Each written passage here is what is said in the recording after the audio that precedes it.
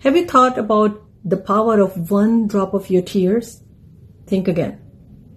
Allah subhanahu wa ta'ala, with all His ultimate power, His mercy, His blessing, sees that one drop of your tear in repentance, and He accepts your repentance.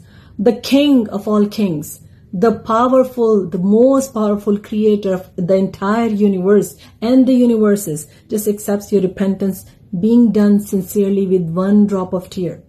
So where is that tear?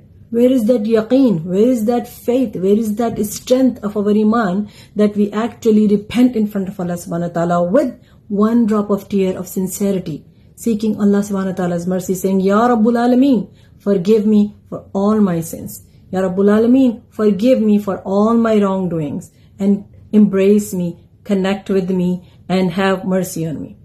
That one drop of tear, my brothers and sisters, is so powerful if it's shed with all your sincerity, with all your sincere wishes for Allah's blessing, and with all your conviction. That's the power of that tear of repentance.